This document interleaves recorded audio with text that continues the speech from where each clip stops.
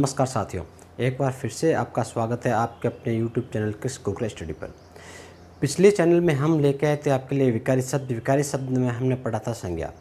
आज मैं आपके लिए लेके आया हूँ विकारी शब्द का अगला पार्ट सर्वनाम। इस वीडियो को प्रारंभ करें इससे पहले एक बार फिर से मैं आपसे कहना चाहता हूँ कि आपने अभी तक अपने इस क्रिस गूगल स्टडी चैनल को सब्सक्राइब नहीं किया है तो आप इसे तुरंत सब्सक्राइब कीजिए, इसे लाइक कीजिए, कमेंट कीजिए, शेयर कीजिए ताकि अधिक से अधिक लोग इस चैनल का फ़ायदा उठा सकें। चलिए हम बात करते हैं आज के अपने टॉपिक सर्वनाम के बारे में। अपना टॉपिक है विकारी शब्द। पिछले हमने टॉपिक के अंदर पढ़ा था संज्ञा और आज हम पढ़ते हैं सर्वनाम। क्या होता है सर्वनाम और क्यों इसका प्रयोग करते हैं। तो पहले बात करते हैं हम कि सर्वनाम शब्द का अर्थ क्या होता है। सर्व का मतलब होता है सब और नाम मैंने जो नाम दे रखा है, इसका अर्थ हो गया सबका नाम। सर्वनाम का अर्थ हो गया आपका क्या हो गया, सबका नाम। परिभाषा इसकी संज्ञा के स्थान पर प्रयोग किए जाने वाले शब्दों को हम क्या कहेंगे, सर्वनाम। जैसे इसका उदाहरण दिया है, राधा विद्यालय जाती है। अब राधा विद्यालय जाती है, यहाँ पे क्या होगा, मैंने पिछले वीडियो में बताया था जो भी नाम दिया हुआ होगा आपका क्या होगा, व्यक्तिवाचक। तो व्यक्तिवाचक संज्ञा है, अब इसमें आपके संज्ञा है, क्या है, संज्ञा। मैं बात करता हूँ कहानी के बारे में। जैसे मैं एक कहानी लिख रहा हूँ या आप एक कहानी लिख रहे हो, प्यासा कौवा। आपने कई बार पढ़ी होगी कि एक बार एक कौवा था। कौवा बहुत प्यासा था। कौवे पानी की तलाश में इधर इधर उड़ा। अंत में कौवे को एक घड़ा दिखा। अब इसमें क्या हो रहा है, जो संज्ञा शब्द है कौवा, उसकी बार बार पुनरावृत्ति हो रही है। इस पुनरावृत्ति को रोकने के लिए हम क्या करते हैं, संज्ञा के स्थान पर कुछ शब्दों का प्रयोग करते हैं और जो संज्ञा के स्थान पर जो शब्द आते हैं उसे हम क्या कहेंगे, सर्वनाम। अर्थात कहने का तात्पर्य है कि संज्ञा की पुनरावृत्ति को रोकने के लिए हम किसका प्रयोग करेंगे, सर्वनाम की। ये आवश्यकता इसलिए पड़ गई। यहाँ पे राधा विद्यालय जाती है तो राधा क्या आपके संज्ञा। अब इस राधा की जगह मैंने लिख दिया वह विद्यालय जाती है, तो वह क्या हो जाएगा आपके सर्वनाम। वह सर्वनाम में वह विद्यालय जाती है। बात किसकी कर रहा है, राधा की। तो राधा की जगह आ गया वह, तो यहाँ पे प्रयुक्त हो गया वह की जगह आपके क्या हो गया, सर्वनाम। अब बात करते हैं हम सर्वनाम के प्रकार की। सर्वनाम के प्रकार की बात करें तो सर्वनाम के 6 भेद होते हैं। अब कितने भेद होते हैं, ये परीक्षा में कई बार प्रश्न पूछा गया है। अब इसको भी याद कैसे रखेंगे, तो छोटा सा तरीका बताता हूँ आपको, याद रखने का कभी नहीं भूलोगे। हम लिखते हैं सर्वनाम, हमने लिखा सर्वनाम। अब व के ऊपर र की मात्रा लगा दी, ऐसे लगाइए। अगर इसको मैं मोड़ के ऐसे बना दूं तो क्या बन गया, 6। अर्थात इसके नाम से स्पष्ट हो जाएगा कि र की मात्रा को मोड़ दिया हमने, क्या बन गया, 6। यानी कि क्या हो जाएगा, सर्वनाम के भेद कितने हो गए, 6। कभी नहीं भूलोगे आप कि सर्वनाम के भेद कितने होते हैं। परीक्षा में कई बार पूछा जाता है कि सर्वनाम के भेद होते हैं 3, 4, 5, 6, तो आसानी से आपको याद रह जाएगा कि ऊपर र की मात्रा को हम थोड़ा सा मोड़ दे तो 6 बन जाएगा। और सर्वनाम के कितने भेद होते हैं, 6। अब कौन कौन से भेद होते हैं, हम बात करते हैं उन भेदों के बारे में।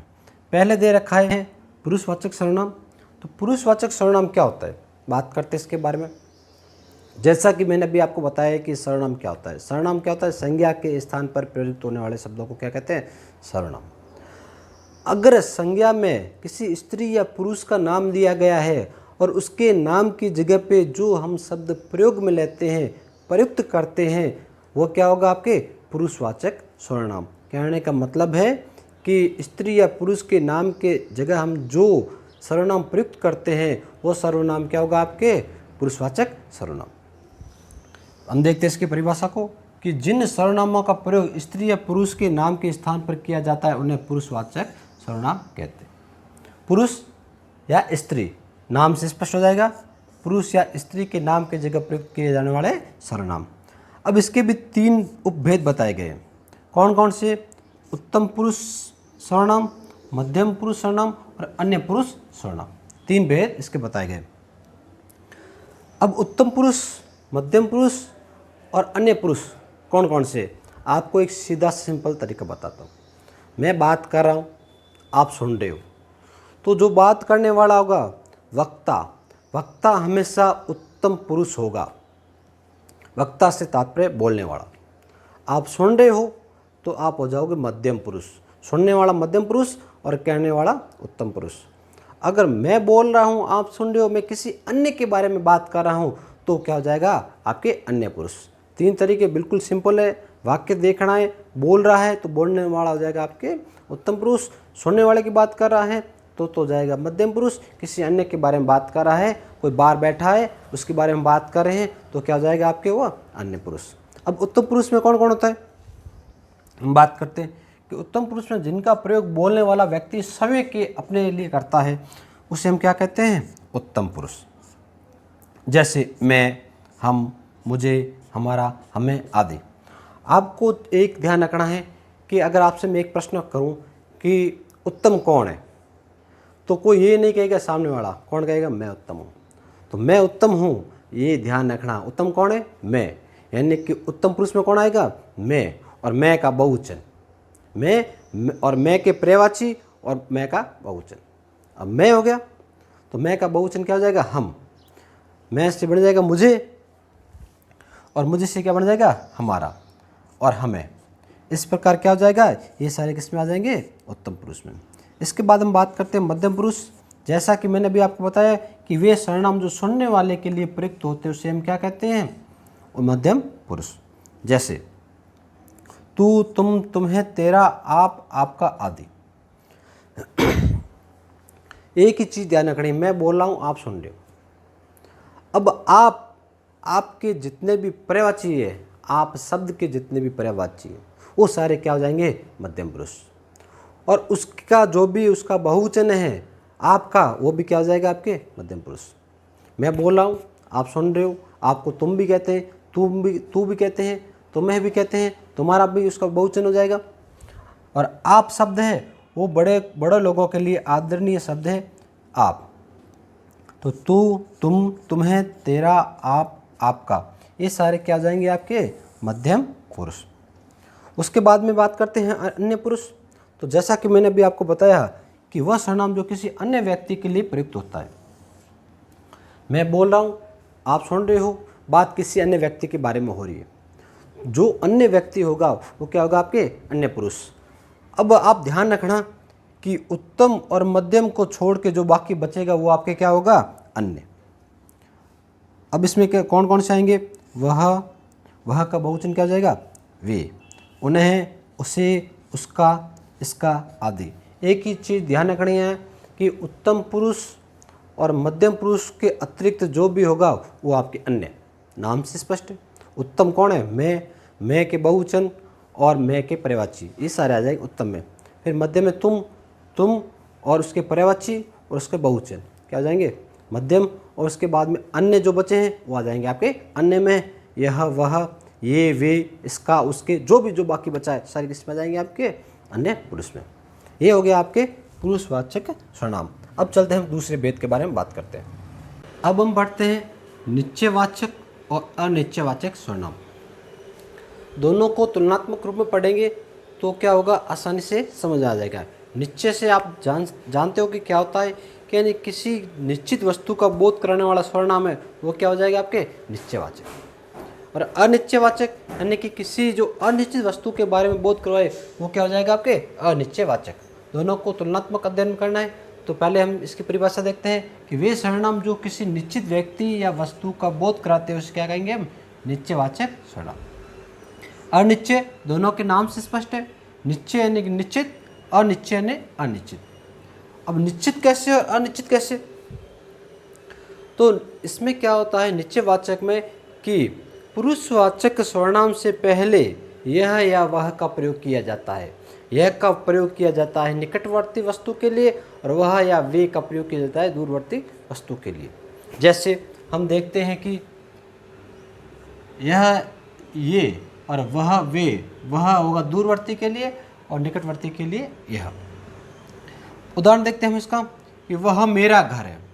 अब मेरा क्या है, पुरुषवाचक सर्वनाम। अब पुरुषवाचक सर्वनाम से पहले क्या आ गया, वह, तो ये क्या हो जाएगा आपके, एक निश्चित बात कर रहा है कि वह मेरा घर है, यानी घर किसका है, उसका है, यानी कि घर के बारे में बात कर रहा है, वह मेरा घर है। अब अगला उदाहरण, यह उसकी पुस्तक है। ये अपने पुरुषवाचक सर्वनाम से पहले क्या आ गया, यह, यह उसकी पुस्तक है, यानी कि निश्चित रूप से वो पुस्तक के बारे में बात कर रहा है कि वह पुस्तक किसकी है, उसकी है। एक निश्चय तक हम पहुँचे जा रहे हैं, अपने एक परिणाम प्राप्त हो रहा है एकदम सीधा सा, तो हम क्या हो जाएगा आपकी ये निश्चयवाचक सर्वनाम। दूसरा हमने देखा अनिश्चय, जहाँ हम किसी परिणाम के बारे में नहीं पहुँच सकते, हमें कोई उत्तर प्राप्त नहीं होता है, वो हो जाएगा आपके अनिश्चयवाचक सर्वनाम। तो वे सर्वनाम शब्द जिनसे किसी व्यक्ति या वस्तु के बारे में अनिश्चय की स्थिति, नाम से स्पष्ट नाम ध्यान रखना, निश्चय यानी निश्चय की स्थिति, अनिश्चय यानी अनिश्चय की स्थिति बनी रहती है, इस सर्वनाम को हम क्या कहेंगे, अनिश्चयवाचक सर्वनाम। जैसे कोई कुछ, अब कोई किसके लिए आता है, कोई का प्रयोग होता है आपके सजीव वस्तु के लिए और कुछ का प्रयोग होता है आपके निर्जीव वस्तु के लिए। कैसे, जैसे मैं आपको कह रहा हूँ कि कोई जा रहा है, अब कोई कौन है, आपके पास में इस प्रश्न का कोई उत्तर नहीं है, आप निरुत्तर हो गए, तो कोई यहाँ पे प्रयोग हुआ है, तो कोई सर्वनाम कैसा गया, अनिश्चयवाचक सर्वनाम। ये तो हो गया आपके सजीव के लिए। अब बात करते हैं हम, मैंने अभी आपको कहा कि निर्जीव के लिए कुछ का प्रयोग करते कि वह कुछ खा रहा है, आप कुछ नहीं कह सकते, कुछ क्या है, कुछ यानी हम कोई निश्चय तक नहीं पहुंच पा रहे, अनिश्चय की स्थिति है, तो क्या हो जाएगा, कुछ इसमें क्या हो जाएगा, अनिश्चयवाचक सर्वनाम। इस प्रकार ये क्या हो गया, निश्चयवाचक और अनिश्चयवाचक सर्वनाम कंप्लीट। मैं एक बार फिर से आपको बताता हूँ कि दोनों को तुलनात्मक पढ़ना है। निश्चय, जब हम किसी एक निश्चित रिजल्ट के ऊपर, परिणाम के पहुँच जाते हैं, तो क्या हो जाएगा आपके निश्चयवाचक सर्वनाम। अनिश्चय की स्थिति बनी रहती है सर्वनाम के द्वारा, तो क्या हो जाएगा आपके अनिश्चयवाचक। निश्चयवाचक में यह और वह का प्रयोग होता है पुरुषवाचक सर्वनाम से पहले, यह मेरा घर है, तो जैसे निश्चय की बात कर रहा है, वह उसकी पुस्तक है, निश्चय की बात कर रहा है। अनिश्चय की स्थिति कोई और कुछ का प्रयोग किया जाता है, कोई किया जाता है सजीव वस्तु के लिए और कुछ किया जाता है निर्जीव वस्तु के लिए। ठीक, कंप्लीट। आगे चलते हैं हम प्रश्नवाचक सर्वनाम के बारे में। तो प्रश्नवाचक सर्वनाम किसे कहते हैं, और वे सर्वनाम जो प्रश्न का बोध कराते हैं, नाम से स्पष्ट इसके प्रश्नवाचक। अब सर्वनाम तो कैसे सर्वनाम, तो वे सर्वनाम जो प्रश्न का बोध कराते हैं या वाक्य को प्रश्नवाचक बना देते हैं, तो आपके क्या जाएगा, प्रश्नवाचक सर्वनाम। हम इसका उदाहरण लेते हैं, जैसे कौन गा रही है और वह क्या लाया। अब ध्यान रखने की चीज़ यह है कि इसके अंदर हमेशा प्रश्नवाचक वाक्य के अंदर प्रश्नवाचक चिन्ह पीछे लगा हुआ जरूर होगा। आपको प्रश्नवाचक चिन्ह दिखता है सर्वनाम के अंदर, तो क्या हो जाएगा आपके प्रश्नवाचक सर्वनाम। उदाहरण, कौन गा रहा है या कौन गा रही है, तो इसके पीछे प्रश्नवाचक चिन्ह लगा हुआ है, तो ये कौन क्या है आपके प्रश्नवाचक सर्वनाम। और वह क्या लाया, अब क्या लाया, इसके पीछे भी प्रश्नवाचक चिन्ह लगा है, तो क्या हो जाएगा आपके इसमें प्रश्नवाचक सर्वनाम। प्रश्नवाचक सर्वनाम के बारे में फिर से बात करते हैं कि जो भी वाक्य दिया हुआ है और उसके पीछे प्रश्नवाचक चिन्ह लगा हुआ है, तो आपके पूर्णतः संभावना होगी कि वो आपके क्या होगा, प्रश्नवाचक सर्वनाम। ठीक है, अब चलते हैं आगे। अब हम बात करते हैं संबंधवाचक सर्वनाम के बारे में। क्या होता है संबंधवाचक सर्वनाम, किसको कहते हैं, तो जिन सर्वनामों के द्वारा वाक्यों का परस्पर संबंध प्रकट होता है, उसे हम क्या कहते हैं, संबंधवाचक सर्वनाम। ऐसे सर्वनाम जिनके द्वारा वाक्यों का आपस में संबंध होता है, संबंध प्रतीत होता है, ऐसे सर्वनाम क्या कहलाते हैं, संबंधवाचक सर्वनाम। जैसा कि इसके नाम से स्पष्ट है। जैसे मैं एक वाक्य बता रहा हूं आपको कि जितना पढ़ोगे उतना आगे बढ़ोगे। अब जितना जो सर्वनाम है उतना से संबंध स्थापित कर रहा है। कैसे, कि जितना पढ़ोगे उतना आगे बढ़ोगे, यानी कि एक काम करने पर दूसरी तरफ आप आगे बढ़ोगे, यानी कि जितना और उतना में दोनों सर्वनाम में संबंध स्थापित हो रहा है, दो वाक्यों में संबंध स्थापित हो रहा है, इसलिए क्या हो जाएंगे आपके संबंधवाचक सर्वनाम। हम बात करते हैं कि जिन सर्वनामों के द्वारा वाक्यों का परस्पर संबंध प्रकट होता है, उसे संबंधवाचक सर्वनाम कहते हैं। जैसे जो, वह, जो और सो, ये दोनों सर्वनाम साथ में दिए होंगे, जिसकी, उसकी, जितना, उतना आदि संबंध। मैं पहला उदाहरण लेता हूं कि जो पढ़ेगा सो उत्तीर्ण होगा। अब यहाँ पे जो सर्वनाम दिया है और दूसरा सो, ठीक है, दोनों ही जो सो दोनों साथ में आ गए, हमेशा साथ में ही आएंगे। तो जो पढ़ेगा सो उत्तीर्ण होगा, और जो पढ़ने वाला है वही उत्तीर्ण होगा। दोनों वाक्यों को ये संबंध स्थापित कर रहा है, इसलिए क्या हो जाएंगे ये संबंधवाचक सर्वनाम। अगला उदाहरण, जिसकी लाठी उसकी भैंस। जिसके पास लाठी होगी भैंस क्या होगी उसी की। अब दोनों वाक्यों को आपस में जोड़े, जिसकी और उसकी, तो ये क्या हो जाएगा आपके संबंधवाचक सर्वनाम। अब फिर आगे तीसरा उदाहरण, जो सत्य बोलता है वह नहीं डरता। कौन नहीं डरता? जो सत्य बोलता है वह नहीं डरता। यहाँ पे दो सर्वनाम आ गए और दोनों के बीच में क्या हो रहा है, दोनों वाक्यों में संबंध स्थापित हो रहा है, तो क्या हो जाएगा आपके ये संबंधवाचक सर्वनाम। संबंधवाचक सर्वनाम में एक ही चीज ध्यान रखनी है कि जो सर्वनाम होंगे दो वाक्यों के मध्य संबंध स्थापित करेंगे। संबंध स्थापित करने के कारण उन्हें हम क्या कहते हैं, संबंधवाचक सर्वनाम। और अगला लेते हैं निजवाचक सर्वनाम। निज, यहाँ पे निज शब्द है। निज से तात्पर्य क्या होता है, निजी। हम कहते हैं निजी मामला, यानी अपना, स्वयं का। तो ऐसे सर्वनाम जो स्वयं के लिए प्रयुक्त होते हैं, जिन्हें बोलने वाला कर्ता स्वयं के लिए प्रयुक्त करता है, उन्हें क्या कहते हैं, निजवाचक सर्वनाम। जैसा कि इसके नाम से स्पष्ट है, निज यानी अपना, स्वयं के लिए, तो वे सर्वनाम जिन्हें बोलने वाला या कर्ता स्वयं अपने के लिए प्रयुक्त करता है, उन्हें क्या कहते हैं, निजवाचक सर्वनाम। जैसे आप, खुद और स्वयं। यहाँ पे आप आया, आप हमने पहले पुरुषवाचक सर्वनाम में भी पढ़ा था, लेकिन वो आप तुम के लिए और ये आप स्वयं के लिए। मैं ये कार्य आप करूंगा, आपका मतलब स्वयं करूंगा। स्वयं के लिए जहां पर भी आप पाएगा तो वहां पे क्या होगा आपके निजवाचक सर्वनाम। हम बात करते हैं इसके उदाहरण के बारे में। मैं अपना खाना बना रहा हूं। अब मैं अपना खाना बना रहा हूं, अपना किसके लिए आया, स्वयं के लिए, तो यहाँ पे क्या हो जाएगा आपके निजवाचक सर्वनाम। फिर तुम अपनी पुस्तक पढ़ो, तुम अपने यानी स्वयं की पुस्तक पढ़ो, खुद की पुस्तक पढ़ो, तो यहाँ पर क्या आ जाएगा आपके निजवाचक सर्वनाम। अगला वाक्य देखो कि मैं स्वयं शहर जाऊंगा, मैं खुद शहर जाऊंगा, यानी कि वो स्वयं जाने की बात कर रहा है, यानी स्वयं जाएगा तो क्या होगा, निजी बात कर रहा है। निजी बात कर रहा है मतलब क्या होगा, निजवाचक सर्वनाम। एक ही चीज ध्यान रखनी है, वाक्य के अंदर खुद के बारे में बात कर रहा है, स्वयं के बारे में बात कर रहा है, तो हमेशा आपके होगा क्या होगा, निजवाचक सर्वनाम। अब हम ये जो 6 प्रकार बताए मैंने आपको, इसको याद रखने का मैं आपको एक तरीका बताता हूँ, एक टिप बताता हूँ, जिसके द्वारा अगर सर्वनाम का प्रकार पूछ ले तो आपके कभी भी गलत नहीं होगा। तो ट्रिक क्या है, पुरुष अपने निजी संबंधों के प्रश्न पर निश्चय व अनिश्चय नहीं कर पाया। क्या हुआ कि पुरुष था, अपने निजी संबंधों के प्रश्न पर निश्चय व अनिश्चय नहीं कर पाया। अब कौन कौन से प्रकार, 6 प्रकार थे हमने, 6 प्रकार पुरुष ही क्या बन जाएगा फिर, पुरुषवाचक सर्वनाम। निजी यानी क्या हो जाएगा, निजवाचक सर्वनाम। संबंध, संबंध से संबंधवाचक। प्रश्न यानी प्रश्नवाचक। निश्चय से निश्चयवाचक, अनिश्चय से अनिश्चयवाचक सर्वनाम। इस प्रकार अपना ये सर्वनाम टॉपिक यहाँ पे क्लियर होता है। हम करते हैं इसके संबंधित सवालों को, ताकि ये टॉपिक आपके अच्छी तरह क्लियर हो जाए। पहला सवाल है कि पुरुषवाचक सर्वनाम में कौन सा कथन असत्य है। पहले तो सवाल को अच्छी तरह पढ़ना है। अब क्या पूछा है कि पुरुषवाचक सर्वनाम में कौन सा कथन असत्य है। सत्य न पूछ के क्या पूछा है, असत्य यानी कि क्या है, गलत। अब क्या है कि अब दे रखा है संबंध पुरुषवाचक, बात करा है पुरुषवाचक की। पुरुषवाचक में क्या होता है, उत्तम पुरुष होता है, बिल्कुल होता है, तो ये तो उत्तर होगा नहीं। फिर मध्यम पुरुष भी होता है, ये इसका उत्तर नहीं होगा। अन्य पुरुष भी होता है, ये भी इसका उत्तर नहीं होगा।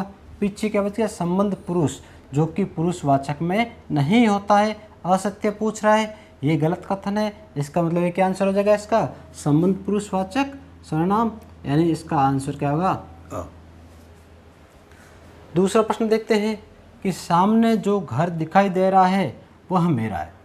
अब वह के नीचे अंडरलाइन की और पूछा है कि इसके अंदर आपको कौन सा सर्वनाम दिखाई दे रहा है।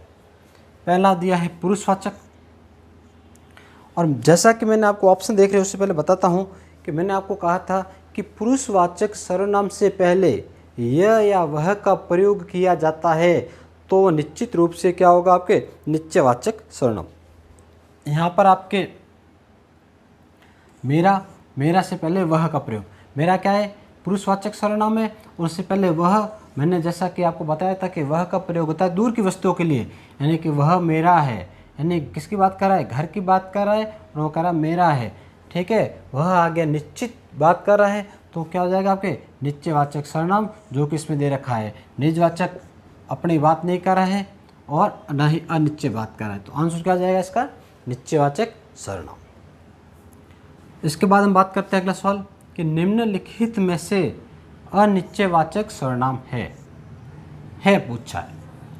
अब कौन कौन से, तो मैं तो अनिश्चय होगा नहीं, ये तो होगा पुरुषवाचक, ये तो आंसर होगा नहीं। अब वह भी नहीं होगा। फिर देखते हैं आप भी नहीं होगा। कोई, तो अनिश्चय की बात कर रहा है, जैसे मैं कहता हूँ कि कोई आ रहा है। अब कोई कौन है, कोई निश्चय नहीं कर सकते, इसलिए क्या हो जाएगा अनिश्चय, क्या हो जाएगा आपके कोई, तो इसका आंसर हो जाएगा आपके स कोई। अब अगला सवाल लेते हैं, चौथा प्रश्न कि तेते पाँव पसारिए जैती लंबी शोर, कि उतने ही पाँव पसारने चाहिए जितनी लंबी क्या हो आपके चदर। अब तेते और जैती दो सर्वनाम है और इन दो वाक्यों के मध्य में संबंध स्थापित कर रहे हैं, इसलिए क्या हो जाएगा आपके संबंधवाचक सर्वनाम। अब 4 ऑप्शन दे रखे हैं, ढूंढिए कहाँ पे है संबंधवाचक सर्वनाम। जो संबंधवाचक होगा आपका उत्तर सही। पुरुषवाचक है नहीं, निजवाचक है नहीं, प्रश्नवाचक भी नहीं है। अब ये आपके संबंधवाचक, तो आंसर क्या आ जाएगा इसका संबंधवाचक सर्वनाम। अगला प्रश्न कि कौन सा समूह प्रश्नवाचक सर्वनाम, वह सर्वनाम जिसके द्वारा प्रश्न का निर्माण किया जाएगा। तो वह, उसकी, हम तीनों, इसके द्वारा प्रश्न का निर्माण नहीं होता है, ये तो होगा नहीं। किसी, तुम, क्या, तुम आ गया, तो ये भी नहीं होगा इसमें। जिसे, जैसा, हमारा, ये तीनों भी नहीं होंगे। अब कौन जा रहा है, किससे से भी प्रश्न बना सकते हो और कब से भी बना सकते हो, तो इसका आंसर क्या हो जाएगा आपके द, यानी कि इसका आंसर हो गया कि कौन सा समूह प्रश्नवाचक है, तो कौन, किसे, कब। अब बात करते हैं हम अगले प्रश्न की कि वह स्वतः ही मान जाएगा मैं, वह सर्वनाम है। वह स्वतः ही मान जाएगा, और वह किसके लिए आएगा, जैसा कि मैंने आपको बताया था कि वह किस में आएगा, अपने पुरुषवाचक में, तो इसका आंसर क्या आ जाएगा पुरुषवाचक। न तो निजवाचक होगा, न ही संबंधवाचक, न ही अनिश्चय। न तो अनिश्चय की बात हो रही है, न ही कोई संबंध स्थापित हो रहा है, और न ही समय की बात कर रहा है। वह स्वतः ही मान जाएगा, वह यहाँ पे आया है पुरुषवाचक के रूप में, इसलिए इसका आंसर होगा पुरुषवाचक सर्वनाम। अब अगला सवाल देखते हैं, निम्न में से सर्वनाम है, 4 ऑप्शन दे रखे हैं आपको और पूछा है कि सर्वनाम कौन सा है। तो पानी आपके सर्वनाम है नहीं। आकार, ये भी सर्वनाम नहीं है, आपने भी पढ़ा होगा। दिन, ये भी नहीं है। ये हमने सर्वनाम में पढ़ा है, तो क्या हो जाएगा, ये आपके सर्वनाम। एक ही चीज़ ध्यान रखनी है कि कभी प्रश्न पूछा जाता है कि कौन सा सर्वनाम है, तो आपने जो सर्वनाम में पढ़ा है वो सर्वनाम है, जो सर्वनाम में नहीं पढ़ा है वह कभी सर्वनाम नहीं हो सकता। फिर उसके बाद हम बात करते हैं अगला प्रश्न कि मैं अपना काम स्वयं करता हूँ, और स्वयं को कर दिया रेखांकित, तो रेखांकित में कौन सा सर्वनाम है। अब स्वयं यानी कि खुद की बात कर रहा है, यानी कि मैं अपना काम खुद करता हूँ, और मैंने जैसा कि बताया खुद से तात्पर्य निजी, यानी कि निज का।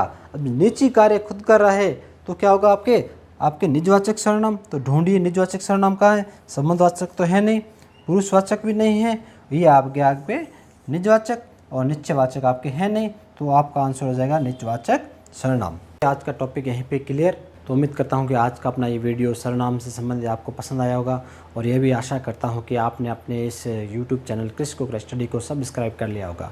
अगर आपने अभी तक इस चैनल को सब्सक्राइब नहीं किया है, तो इसे आप तुरंत सब्सक्राइब कीजिए, इसे लाइक कीजिए, कमेंट कीजिए, शेयर कीजिए, ताकि अधिक से अधिक लोग इस चैनल का फ़ायदा उठा सके, हमें भी मोटिवेशन मिलता रहे, और निरंतर आपके लिए नई वीडियो उपलब्ध करवाते रहें। तो आज की वीडियो में बस इतना ही, फिर मिलेंगे अगले वीडियो में, तब तक के लिए आपका बहुत बहुत धन्यवाद।